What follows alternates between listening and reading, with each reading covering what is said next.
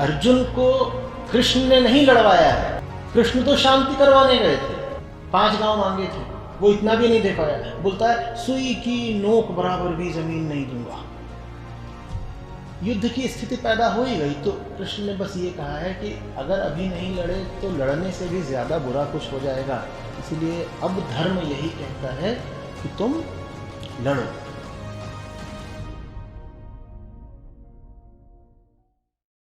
आचार्य जी प्रणाम। मैं अभी एक आर्टिकल पढ़ रहा था, उस आर्टिकल में एक सर्वे के बारे में बताया गया था। तो उस सर्वे में बेसिकली था कि जो अमेरिका की मेजॉरिटी पॉपुलेशन है वो क्रिश्चियनिटी को छोड़ के एथिज्म को फॉलो कर रहे हैं। तो क्योंकि रिलीजन उनके मेजर जो इशू है उनको सोल्व नहीं कर पा रहा, उनको एड्रेस नहीं कर पा रहा, जैसे कि gun control, racial discrimination, gender discrimination आदि। तो अनुमान लगाया जा रहा है कि 2070 तक, 2070 तक जो उनकी जो मेजॉरिटी पॉपुलेशन माइनॉरिटी में आ जाए, जो मेजॉरिटी उनका जो रिलीजन है क्रिश्चियनिटी, वो माइनॉरिटी में आ जाए। और देखा गया कि भारत अमेरिका का एक ट्रेंड फॉलो करता है कि मतलब जो अमेरिका में चल रहा होता है वो भारत के युवा और यंगस्टर भी फॉलो करते हैं। तो हो सकता है कि भारत का जो मेजॉरिटी रिलीजन हिंदुज़म है उसको छोड़ के वो एथिज्म की तरफ, एथिज्म को फॉलो करें आने वाले सालों में। तो मैं आपसे ये जानना चाहता हूँ, ये पूरी चीज़ का ओवरऑल इम्पैक्ट क्या पड़ेगा भारत पे या विश्व पे या भारत के युवाओं पे? देखो, ये जो ऑर्गेनाइज्ड रिलीजन होता है ना, संगठित आयोजित धर्म, ये वास्तव में है ही ऐसा कि जैसे जैसे विज्ञान आगे बढ़ेगा और लोगों के लिए सूचनाएं पाना आसान होता जाएगा, वो ये पुराने तरीके के धर्म को छोड़ते ही चलेंगे। तुम रोक नहीं सकते। तुम कह रहे हो ईसाईयत वहाँ अल्पमत में आ जाएगी, वो इसलिए अल्पमत में नहीं आ रही कि वहाँ पर दूसरे धर्म बढ़ रहे हैं। वो बस ये होगा कि जिस सर्वे की बात कर रहे हो मैं जानता हूँ, कह रहे हैं कि 2060 या 80-70 तक ईसाई वहाँ 46% बचेंगे और 30-40% हो जाएंगे नास्तिक, एथीस्ट्स या एग्नोस्टिक्स। बाकी तो वहाँ 6% हैं सब मिला जुला के। हाँ, तो क्या है धर्म का भविष्य? जैसा अभी है धर्म, ये तो चलना नहीं। जैसा अभी आप धर्म को जानते हो ना, वो क्या है? वो अंधविश्वासों का, मान्यताओं का, पुरानी अर्थहीन खोखली प्रथाओं परंपराओं का एक जर्जर बूढ़ा पिंड मात्र है।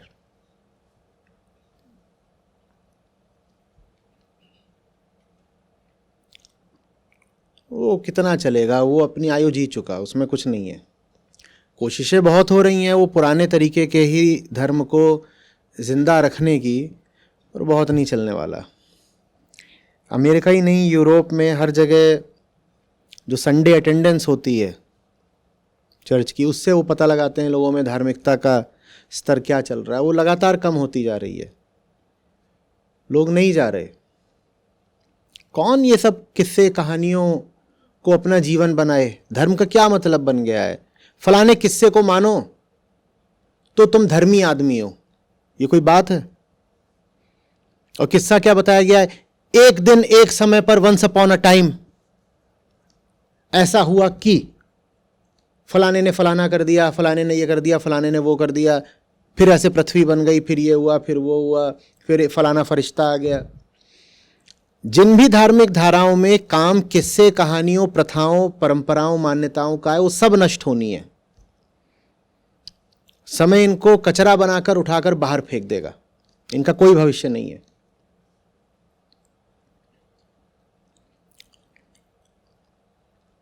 भविष्य तो बस मानव का है, और जब तक मानव है तब तक उसका संतप्त मन है। भविष्य में और कुछ रहे ना रहे, एक चीज तो हम मान सकते हैं कि इंसान रहेगा, और इंसान नहीं है तो फिर किसी भविष्य की बात करना व्यर्थ। छोड़ो फिर। तो 100 साल या 200 साल बाद भी इंसान तो रहेगा। हम कुछ भी कर लें, मान रहे हैं अभी कि पृथ्वी की हालत खराब हो गई, ये हो गया, जनसंख्या उखड़ेगी, बहुत प्रलय आएगी, लेकिन मान लेते हैं कि इंसान तब भी रहेगा। जितना आज है उतना नहीं, कुछ कम, लेकिन रहेगा। तो इंसान जब तक रहेगा, इंसान का मन रहेगा और उसकी बेचैनियां और समस्याएं रहेंगी। वही एकमात्र धर्म है जो बचेगा। मन की बेचैनी बची हुई है तो मन को चैन चाहिए होगा, मन को चैन दिलाने वाला ही धर्म बचेगा। उसके इर्द गिर्द बाकी जो कुछ चल रहा है वो सब नष्ट हो जाना है। हम कोशिश कर भी ले बचाने की तो भी हम बचा नहीं पाएंगे। जो लोग कोशिश कर रहे हैं कि धर्म के वर्तमान स्वरूप को ही किसी तरह बचा ले, मैं उनसे निवेदन कर रहा हूं, धर्म के वर्तमान स्वरूप को भविष्य में बस एक जगह बचाया जा सकता है, संग्रहालय, म्यूजियम। उसे आप समाज में और जनता के बीच नहीं बचा पाओगे, कोशिश व्यर्थ है। ठीक कह रहे हो, जो आज अमेरिका में हो रहा है कल पूरे विश्व में होगा, क्योंकि यही रहा है चलन पिछले 100 सालों में। जो आज अमेरिका का है कल पूरी दुनिया का हो जाता है। हो रहा है पहले ही, जो अमेरिका में हो रहा है जापान में हो चुका है, चीन में है, यूरोप में है, ऑस्ट्रेलिया में, हर जगह यही चल रहा है। और अमेरिका में तो फिर भी थोड़ी ईसाइयत शेष है, यूरोप जाओ तो वहां और खत्म है। अमेरिका यूरोप की अपेक्षा थोड़ा ज्यादा कंजर्वेटिव है।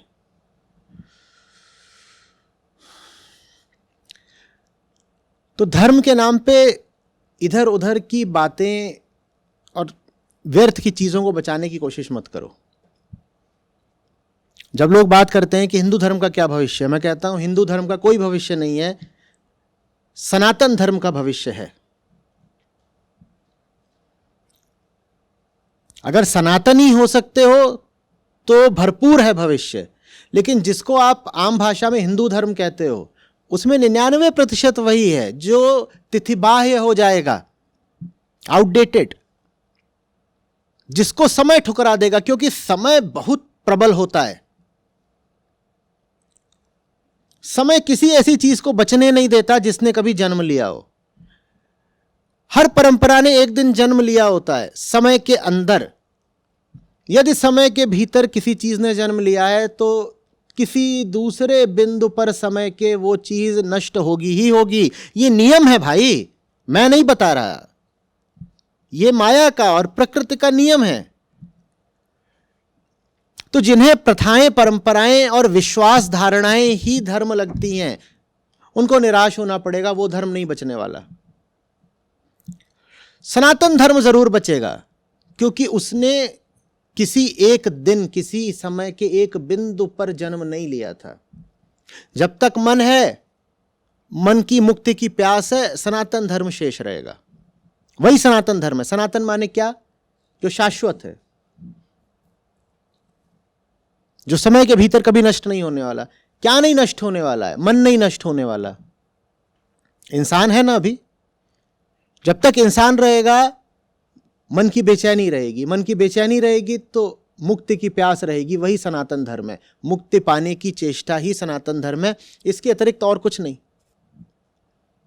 बाकी वो सब कुछ जो पकड़े हो, कोशिश कर लो बचाने की, हो सकता है कुछ दिन बचा रहे, फिर हटेगा।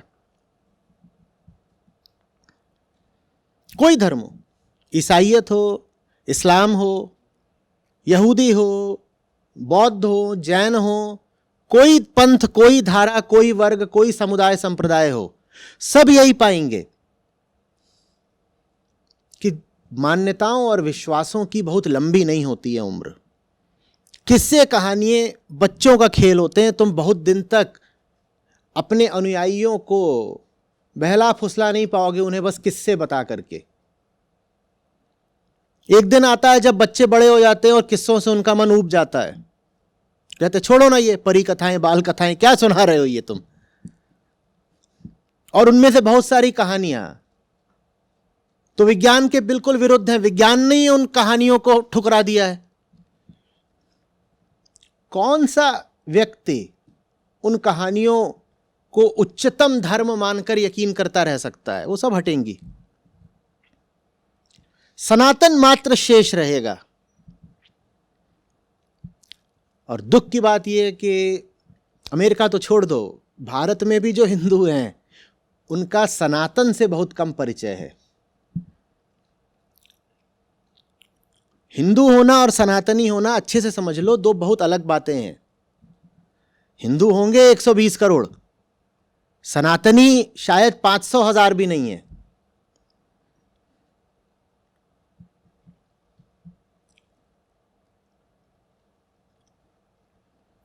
कौन मिटा सकता है सनातन धर्म को? सनातन धर्म से ऊंचा कुछ नहीं, साफ कुछ नहीं। इंसान मिट जाएगा, आप खत्म हो जाओगे। अहम वृत्ति तो बची रहती है ना, वो किसी और रूप में प्रकट होती है। जब तक अहम वृत्ति है तब तक सनातन शेष है। सनातन को कोई चोट खरोंच आंच नहीं आने वाली, पर सिर्फ सनातन को।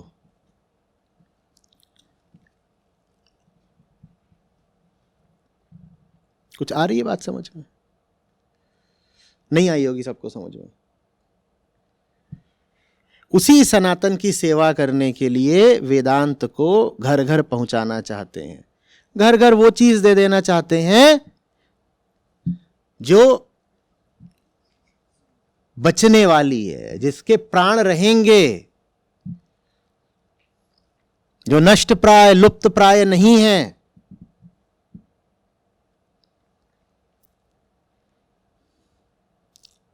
कोई भी काल आ जाए, गीता का संदेश पुराना नहीं हो जाने वाला। मानवता कितने भी अपने रूप बदल ले, किसी और ग्रह क्या किसी और आकाशगंगा में जाकर बस जाए, तो भी उपनिषद सदा प्रासंगिक रहेंगे। विज्ञान बदल जाए, तकनीक बदल जाए, समाज बदल जाए, व्यवस्थाएं, राजनीति, संविधान सब बदल जाएं, तो भी उपनिषदों की जो बात है वो वैसी की वैसी रहेगी और आपके काम की रहेगी। क्योंकि एक चीज नहीं बदलने वाली कभी, क्या? मन।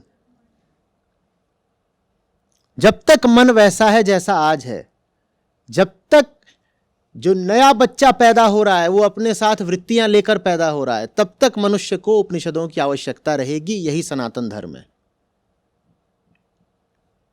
बाकी सब नहीं बचेगा।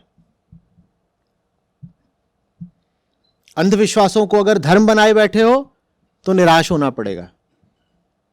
और कोई नहीं मानता कि उसके पास अंधविश्वास है, सब कहते हैं हमारे पास बिलीफ है, विश्वास है। तथ्य यह है कि जितने विश्वास होते हैं सब अंधविश्वास होते हैं। बिलीफ कुछ नहीं होता, हर बिलीफ ब्लाइंड बिलीफ ही है। वेदांत जो सनातन धर्म के मर्म में है, आपको कोई विश्वास नहीं देता, वो आपके सब विश्वासों के आगे प्रश्न चिन्ह लगा देता है। कहता है बताओ किस चीज पे विश्वास कर रहे हो और क्यों? क्या है तुम्हारे भीतर जो तुम्हें विश्वास करने को भेजता है? बड़े विश्वासी बने बैठे हो, तुम हो कौन? नाम बताओ अपना। और जैसे ही ये सवाल सामने आता है मैं हूं कौन, विश्वास वगैरह सब इधर उधर बिखर जाते हैं। वेदांत कोई बिलीफ सिस्टम नहीं है। वो नहीं कहता कि फलानी कहानी पे यकीन करो कि ऊपर फलाना ईश्वर बैठा है और ऐसा है और वैसा है। वो कहता है ना, सबसे पहले तो हम ये पूछेंगे तुम कौन हो। हम ये भी नहीं बताएंगे कि ये जगत क्या है, कहां से आया, किसने रचना की, छोड़ो ना। जगत को देखने वाला भी कौन है? तुम हो। तो पहले अपनी बात करो ना बाबा। जब तक जगत को देखने वाली चेतना शेष रहेगी तब तक वेदांत की उपयोगिता बनी रहेगी। यही सनातन धर्म है। इसके अतिरिक्त सब कुछ मिट जाना है। तो आचार्य जी, जैसे ये कहानियाँ हैं क्रिश्चियनिटी में एडम हुआ वाली, या इसमें खुद ईसाई इन कहानियों को नहीं मानते। वो कहते हैं 4000 साल पहले जगत की रचना हुई है। वो पूरी कोशिश कर ली है चर्च ने कि लोग किसी तरह इस बात को माने रहें कि ये पूरा ब्रह्मांड कुल 4000 साल पुराना है। विज्ञान, मतलब विज्ञान की तरफ खिलाफ है। बात यहां बिग बैंग से आगे पहुंच चुकी है। तुम 4000 साल पे रुके हुए हो, कौन तुम्हारी सुनेगा?